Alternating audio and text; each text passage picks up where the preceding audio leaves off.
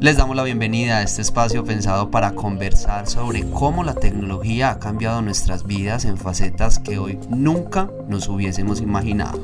Soy Sebastián Vázquez y aquí comienza Tecnologías que Transforman. Bienvenidos. Este podcast es realizado por el Departamento de Biblioteca y Extensión Cultural de la Institución Universitaria ITM, en el marco de la estrategia educativa denominada Ciencia y Cultura, Innovación, Tecnología y su impacto en la sociedad.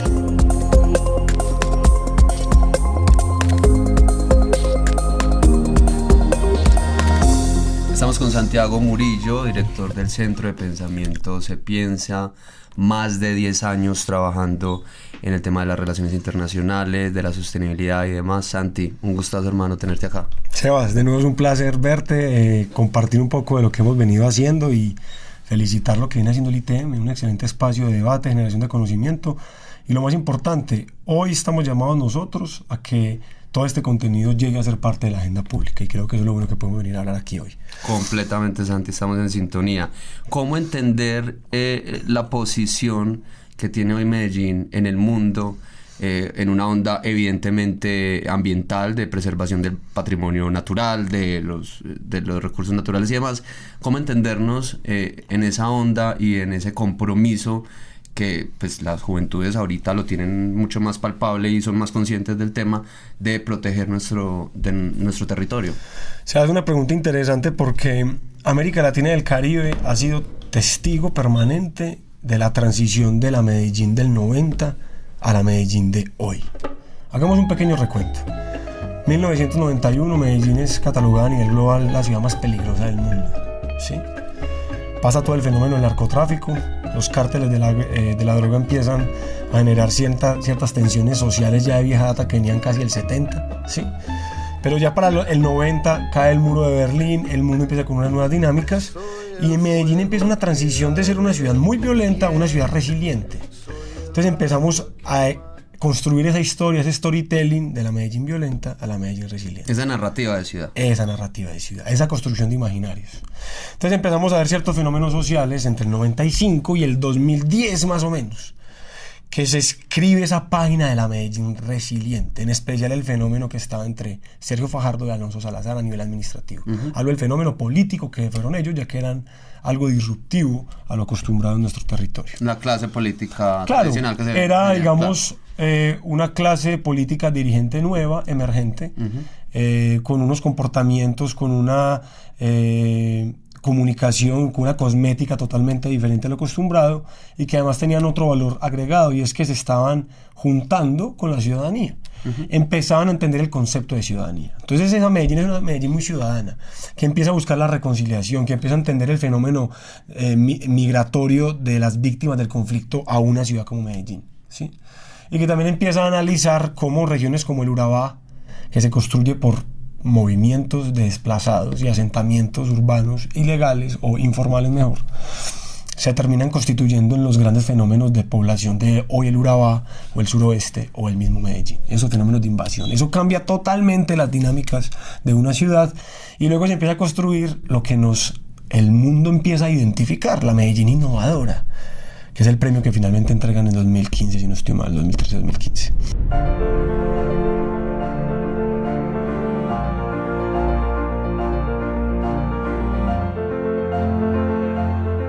Ese relato que construye Medellín del 90 al 2015 tenía un propósito, y era empezar a enmarcar una identidad de ciudad que la narcoestética nos había robado. Entonces el imaginario global de la ciudad era una ciudad violenta, acaparada por las drogas, y donde prácticamente había un imaginario global que vos conseguías drogas en cualquier esquina de la ciudad, o que era imposible venir aquí, o que todo estaba plagado de secuestradores, ¿sí? Como incluso muchas personas aún creen. Entonces yo creo que es muy interesante ver que esa transición a hoy es el relato que está escribiendo la Medellín inteligente, que es un proceso que yo creo que se consolida en 10 años. El 2030 va a ser el año donde veamos esa Medellín inteligente. El concepto de inteligencia territorial se mide por dos variables muy sencillas. Ya cumplimos una: innovación. Cogimos un diamante enmierdado, lo pulimos y sacamos la Medellín de hoy, con todos los problemas que tenemos, con todas las falencias estructurales que tenemos, con toda nuestra desigualdad en los sectores populares, pero ha existido el desarrollo. Es evidente el punto A al punto B, ¿sí? Cuando identificamos esa ciudad y empezamos a ver que habían otras necesidades, esa innovación nos llevó a pensar en la sostenibilidad. Entonces la inteligencia territorial es innovación más sostenibilidad. Una pregunta, Sebas. ¿Vos crees que el confinamiento global que vimos el año pasado, de Big Lockdown como lo denomina el Fondo Monetario Internacional, lo viven igual las personas de bajos recursos de las personas de recursos altos? Completamente no. Totalmente no. Una persona de un recurso alto tiene un espacio más grande, vive con 2 o 3 personas, o él solo. Una persona de escasos recursos vive en 50, 40, 30 metros, 7, 8, 9 personas. Como dice el dicho, estamos en el mismo mar, pero navegando en diferentes embarcaciones. Unos en yate, otros en chalupa, otros nadando. Ahora pongamos el caso del cambio climático y el desastre ambiental del planeta. ¿Viven igual las comunidades afectadas por el conflicto, afectadas por condiciones de vulnerabilidad o en condiciones económicas diferentes o inferiores a las del común denominador de una ciudad? ¿Lo viven igual que las personas de altos recursos? No. No es lo mismo tú vivir debajo de un techo de Eternit, donde las temperaturas superan los 40 grados y no tienes aire acondicionado o un ventilador porque no hay servicios o no hay agua potable, etc. Ahora vayamos al fenómeno macroeconómico. ¿Una empresa rinde igual con temperaturas altas o con temperaturas bajas? Si hay veces en Medellín medio se va el aire acondicionado en el centro administrativo de la Alpujarra y hay caos. Ahora imagínate, y de hecho ustedes saben que la isla de calor del centro administrativo de la Alpujarra en Medellín, que está bordeado por puro cemento y hormigón, hace mucho más calor que en el resto de la ciudad, 6 centígrados más que en el general del Valle de Aburrá. Y en Caribe también, en Caribe uno siente claro, toda esa estructura, toda esa isla de calor que es ahí, que es el eje que comprende entre más o menos Acevedo y Premium Plaza. ¿Sí? Bueno. Pero volviendo al tema, esa innovación territorial basada y fundamentada en la sostenibilidad nos da a entender que hoy Medellín tiene que construir es la noción de una ciudad verde, pero para el desarrollo, o sea, sostenibilidad enfocada al desarrollo. De nada nos sirve ser sostenibles si no somos competitivos y generamos empleo. Hoy la mayor demanda que tiene todo el ecosistema empresarial y emprendedores de área metropolitana, de Valle de San Nicolás y del Urabá, es empezar a mirar la transición hacia las economías circulares o los modelos de producción circular, y de igual manera ver cómo incrementamos la demanda de oficios, servicios y conocimientos asociados a esa línea de trabajo. ¿Cómo así que circular es antes? La economía circular se basa en un principio básico, y es que nosotros estamos acostumbrados durante casi 200 años a fabricar de una manera lineal, a producir.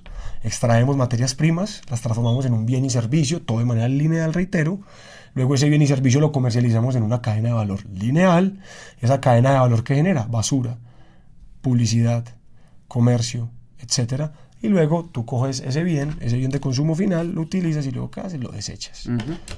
Esa economía basada en lo lineal y en la acumulación excesiva de materias, capitales, personas, etcétera, ya está mandada a recoger, porque es insostenible incluso para una empresa que quiera recibir mayores capitales. O sea, hoy el tema o la ola verde no es un tema que pasa por ser un abrazador de árboles o un protector únicamente del patrimonio, sino también del bolsillo, porque es insostenible seguir manejando un modelo lineal, posfordista, extractivista. Para no entrar en lenguajes que suenen de pronto a radicalismos, netamente es eso. Volvamos a lo circular. ¿Cómo generar un bien y servicio que cuando deje de cumplir su función programada, ¿sí?, o su obsolescencia programada, como se denomina en la tecnología, sirva para otra cosa, o su composición sirva para mejorar una versión de este mismo producto, como pasa claramente con los smartphones hoy? ¿Cómo hacemos de que la Apple evite sacar cada 6 meses un nuevo modelo teniendo la misma estructura de equipo, y tú simplemente alquilarías el equipo y ellos de manera anual, tú simplemente compras una membresía, ellos cogen tu equipo, lo renuevan, le meten los nuevos ingredientes, se ahorran muchos costos en producción base de materia prima y te entregan de nuevo un producto mejorado. Sería como esas bolsas, pues, de yuca. Exacto, total, sí. Eso es economía los circular. Platos de... Miren, es un principio muy básico palma. Y se fundamenta en los indígenas. Volvamos al origen. ¿Por qué los indígenas tiran la basura al piso? Porque para ellos una cáscara de banano y de naranja es abono. Exactamente.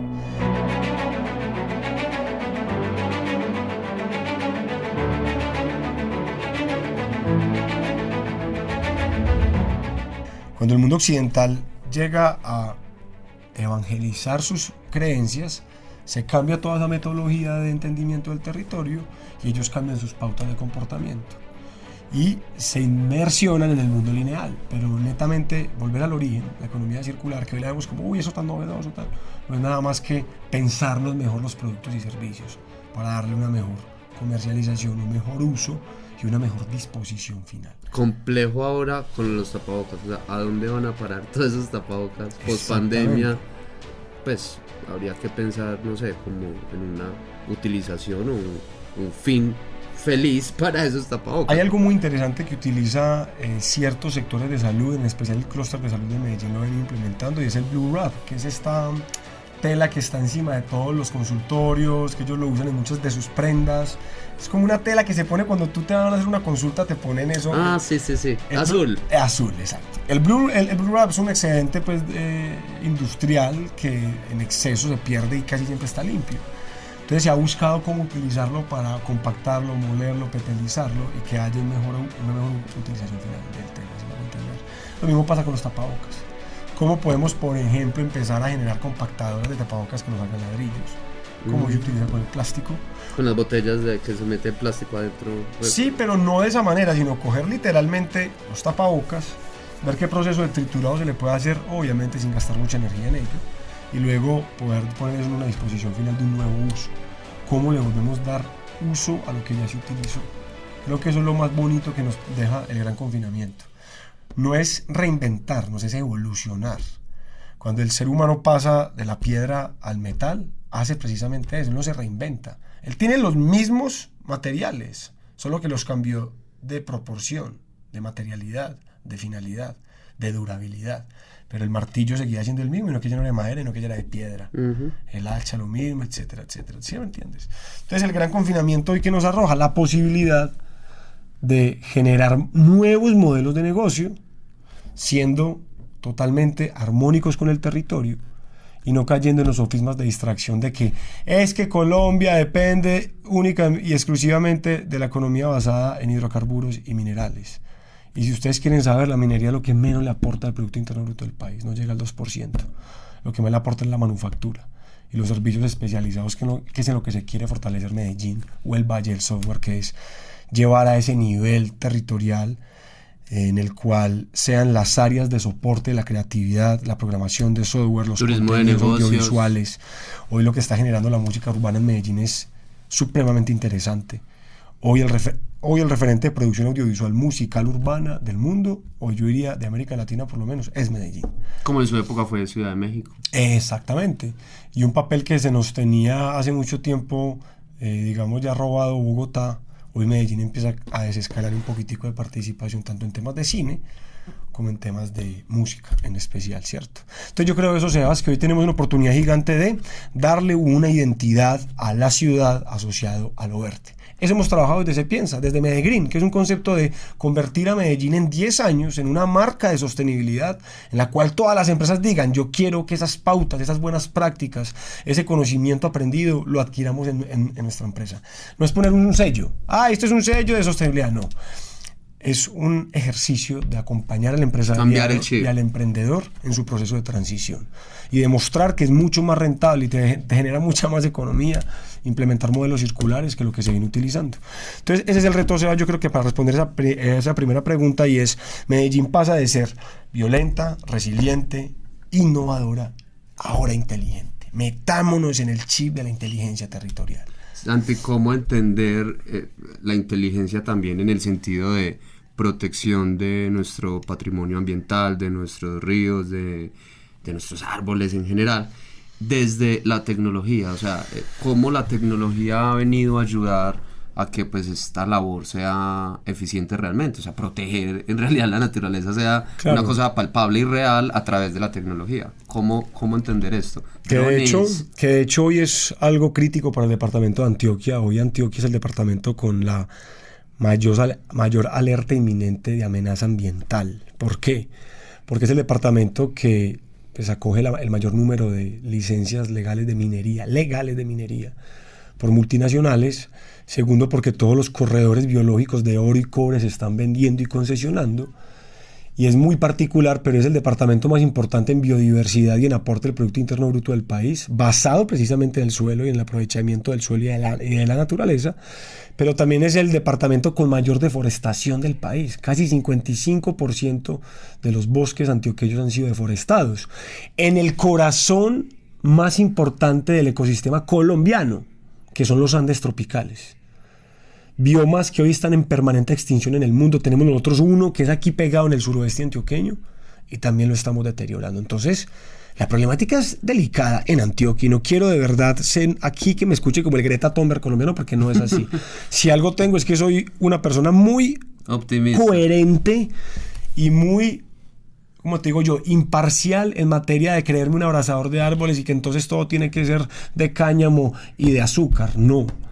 De verdad que hay una transición que es necesaria, hay cosas que nos toca volverlas a hacer si queremos volverlas sostenibles, pero yo sí creo que hoy Antioquia tiene que ser revisada en lo que se está haciendo. Es un territorio que está muy afectado por la coaptación de la megaminería en especial. Les voy a poner un ejemplo. Para 1926 el Chocó era la dispensa de platino más grande del mundo.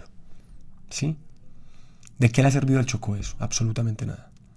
Si ponemos un cuadro comparativo de los pueblos con tradición minera en el nordeste, en el norte, tú eres de esa zona incluso, Sebas, en el Bajo Cauca, frente al indicador de necesidades básicas insatisfechas de los municipios del suroeste con tradición cafetera, de patrimonio, agrícola, son totalmente abismales diferentes. Obviamente el sector minero sin desarrollo alguno y obviamente el sector cafetero, agrícola, turístico y con patrimonio ambiental totalmente diferentes, con desarrollo, con pujanza, con niveles de satisfacción de derechos humanos. El mensaje es muy claro. Yo no he visto un solo pueblo minero en el mundo que tenga desarrollo. Y el problema no solo de Colombia, en Estados Unidos y en Canadá está pasando también. En el Amazonas está pasando. ¿Y cómo nos hemos dado cuenta? Gracias a la tecnología.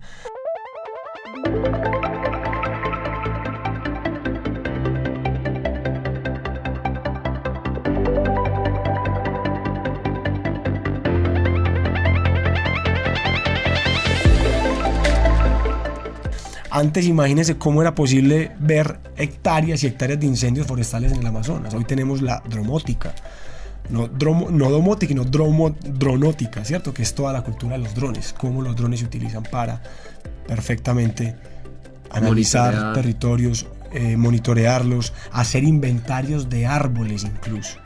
Sueltan los drones y salen a coger códigos, información que te va arrojando cada árbol, ¿sí? ¿Para qué también nos ha servido hoy la tecnología? Para que a través de las cadenas de bloque o el blockchain, dentro del blockchain se mete todo lo que es el sistema financiero de las cripto, pero ahí no tenemos nada que ver, sino que queremos hablar es de cómo las cadenas de valor de información hoy nos dan la capacidad de ver los nutrientes del suelo, cómo han venido cambiando de un punto A un punto B.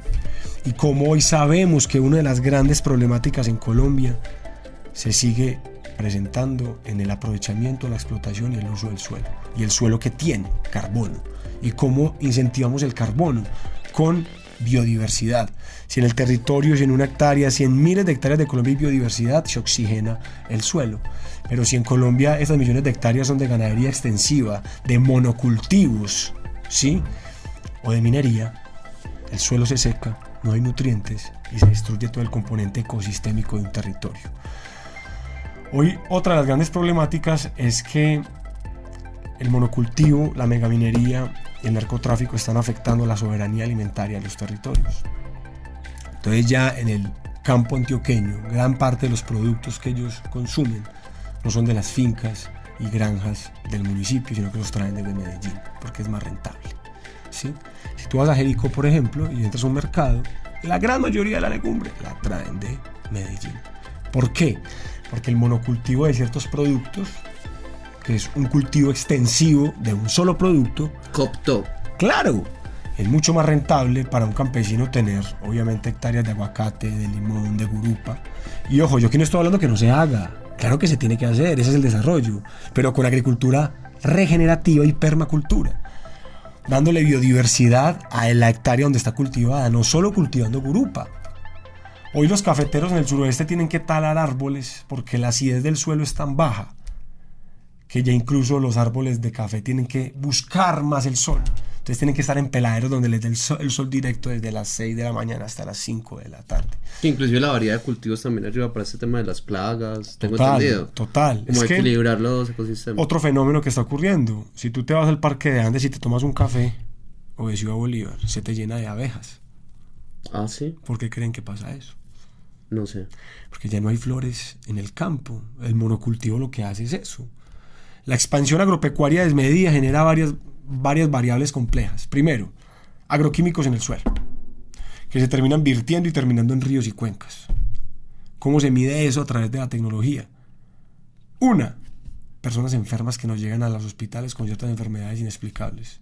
Dos, midiendo todos los días el agua, a ver qué, cómo y de dónde está saliendo su pH. Y lo tercero, hermano, midiendo el suelo. ¿Cuánto tiempo uno puede tardar haciendo eso en todo lo que hay en este extenso departamento? ¿Sí? Entonces, las abejas están migrando porque no tienen dónde encontrar polen, brother. O sea, el tema no es sencillo, es delicado. Otro problema, tú vas llegando en el vuelo Medellín apartado y vas a empezar a ver las bananeras podridas. Ciertos empresarios chinos están comprando las bananeras, las dejan podrir para luego implementar los puertos secos. Hoy necesitamos que... ¿Puerto seco? ¿Cómo así? El puerto seco es un puerto que no tiene mar, sino que en el cual se ponen los contenedores mientras se lleva a la disposición del puerto. Ok. Hoy tenemos PCC Puerto Colombia o Puerto Antioquia. Son dos puertos que van a llegar a robarle mucha participación al canal de Panamá. Luego tendremos otro episodio para hablar del tema portuario que es muy interesante para Medellín porque están en la encrucijada Miami, Panamá y las Guyanas, que serán el nuevo Dubái de América Latina en temas de hidrocarburos. Colombia además desaprovechado con dos Océanos, océanos claro. Y ninguna ciudad fuerte portuaria que tendría que tenerla. Pues, Sino que Panamá la tiene muy compleja ahí, haciendo un paréntesis, porque Callao en Perú va a sacar un puerto gigantesco para conectarse con Brasil, atravesando la Amazonía ya sea con un tren rápido o vías 5G. Y Buenaventura, Urabá se conectan hoy con el proyecto Pacífico 1, 2 y 3. Vamos a pasar de tener casi 30 horas de trayecto entre Antioquia y Buenaventura de un contenedor a 20, siendo pesimistas, sin necesidad de entrar a Medellín, porque ya te metes por suroeste, sales a Santa Fe, Antioquia prácticamente y subes al Urabá antioqueño derecho. ¿Sí? el túnel del Toyo. Por el Toyo, correcto. Entonces, ¿qué va a pasar? ¿Un buque cuánto crees que se demora para entrar al canal de Panamá? Mínimo. No sé. ¿Tú crees que eso es de uno? O sea, la gente va entrando y saliendo. Ellos esperan. Eso no es como... No. Sí, total. Les toca esperar entre 24 y 72 horas. Si es que no hay un buque muy grande que está pasando más lento y se puede atrasar más. La fila. Hay que hacer fila. Claro. Hay que pagar el flete. Entonces va a ser mucho más rentable llegar a Buenaventura, descargar, subirte, dejar en puertos secos entre Mutatá y los puertos en el Urabá. Un tapón del Darién. Te devolves y vuelve y juega. Y cuando los puertos estén activos, empiezan a colocar. No es gratis que Bill Gates ya esté comprando tierras en el Urabá antioqueño. Sí. Es una esquina Privilegiada. poderosísima. Y hoy la estamos destruyendo. Hoy es una de las playas más contaminadas, me atrevo yo a asegurar, del Caribe colombiano, porque todo el mundo piensa de Sucre para arriba, de Sucre a La Guajira, todo el mundo piensa de Chocó a Tumaco, pero ¿quién piensa en el Urabá antioqueño? ¿Quién ha pensado hoy en que el mar se está comiendo la plataforma marítima del Urabá? Antioquia tiene es el segundo departamento Con extensión mayor de playa. Claro, y uno no 140 pensaría, kilómetros, 140 después de kilómetros, Guajira. de los cuales casi el 60% son de Necoclí. Y hoy Necoclí, que es la playa más bonita de Antioquia, tiene un problema seriosísimo, migratorio, el cual ha sido descuidado. Y gracias a intervención de muchas personas de los últimos meses, le han puesto ahí la lupa ya y el tema. Pero es un tema descuidado hace muchos años, eso no es nuevo, pues. Hoy ya se desbordó. Sí, ya no hay forma de taparlo. Por fenómenos globales que después analizaremos del por qué Cubanos, están entrando africanos, sirios, libaneses, haitianos, que tienen que dar toda esa hijo de puta vuelta, brother, ¿sí me entendés? Entonces hoy la Magallanada. sí, claro, unos se meten por Buenaventura, otros entran por el Brasil, otros entran por Venezuela, otros entran por Perú, otros entran por Ecuador, por todos lados están entrando, ¿sí? Entonces ya me imagino que nos queda poquito tiempo, ¿sí? Okay. Sí, ya vamos cerrando. Santi. Vale, para cerrar el tema de cómo la tecnología nos sirve para el territorio, creo que he dado claros ejemplos, pero de nada nos sirve tener drones, blockchain, inteligencia artificial, próximamente computación cuántica, que es ese paso de la cuarta revolución a la quinta revolución industrial, que ya se está dando de hecho, eso no es nuevo. La quinta revolución industrial ya está ocurriendo en la China, en Estados Unidos y en algunos países del norte europeo. Entonces nosotros hoy tenemos un llamado gigantesco o a igualar ese nivel de crecimiento o seguir creciendo lo que ha crecido América Latina, que es por debajo del 1%, ¿sí? O nos quedamos relegados a pensar de que no somos capaces o empezamos a planearnos en 10 años cómo nos queremos ver. La tecnología sí nos sirve demasiado para la sostenibilidad, pero tiene que ser una interfaz entre lo cultural, lo económico y lo sostenible. Si todo eso se mete en una interfaz con lo tecnológico, vamos a lograr que el Valle de Aburrá en especial y Medellín vayan en los próximos 10 años a ser el mejor referente de América Latina y del Caribe de ciudades circulares, que tengan una movilidad multimodal como el metro la ofrece, que esa movilidad multimodal sea por movilidad eléctrica en especial. Limpia. Además que estemos hiperconectados, no solamente por Wi-Fi y democratización del Internet, sino hiperconectados por las vías de acceso. ¿Por qué no empezar a pensar en un tren de cercanías como lo tiene Madrid con sus demás municipios cercanos? O Buenos Aires. Entre Sao Paulo. Medellín Apartadó, Medellín Jericó, Medellín Cisneros, como ya se viene pensando, Medellín Bajo Cauca. Hay que conectar al Urabá con el corredor del Bajo Córdoba y Puerto Berrío. Si nosotros seguimos todo atravesándolo por Medellín hacia allá, no vamos a lograr más que lo que hemos venido desarrollando. Si queremos resultados diferentes, hagamos cosas diferentes. Completamente. ¿Sí? Lo tercero que nos sirve la tecnología para el territorio, hay que cambiar las pautas, comportamientos y paradigmas de consumo. Y el gran confinamiento nos ha llevado a hoy vivir en mayor austeridad. ¿Sí? Hay que vivir con lo mínimo, no con lo mínimo de vivir miserablemente, hay que vivir con lo necesario. Si vivimos con lo necesario, no solamente ahorramos más dinero, sino que a futuro estamos disminuyendo el impacto ambiental, disminuyendo la huella hídrica, disminuyendo la huella de carbono, ¿sí? No se trata de que no viajemos, se trata de que cuando viajemos intentemos ese impacto ambiental que hacemos por cada vuelo minimizarlo, ¿sí? Y lo último para cerrar, si todo esto no se mete en la agenda pública de un territorio, si las autoridades como los consejos, las asambleas, el Congreso de la República en especial, ustedes, señores Congreso, les estamos hablando a ustedes porque de 280 congresistas, 10 si mucho le meten a esto el diente.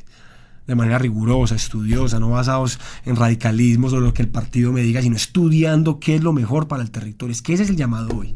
¿Qué es lo mejor para el territorio? Esa interfaz, cultura, economía y sostenibilidad. Metámoslo en una misma bolsa y démosle lo que hoy necesitan las subregiones, que es empleo para los jóvenes, que es oportunidades.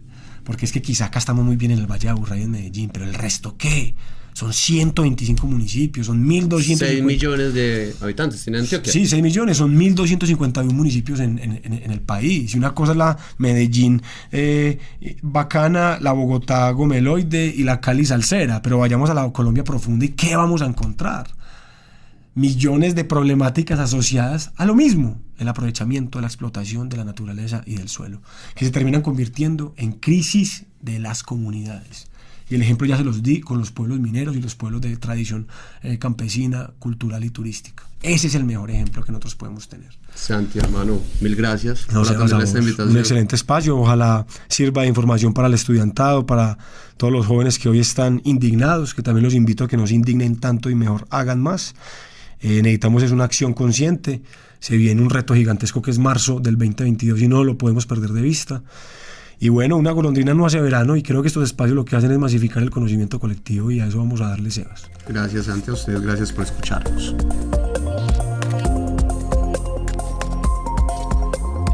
Si quieres saber sobre otros capítulos y toda nuestra oferta, encuéntranos en Facebook como Departamento de Biblioteca y Extensión Cultural ITM, también en Instagram como ITM Cultura Biblo.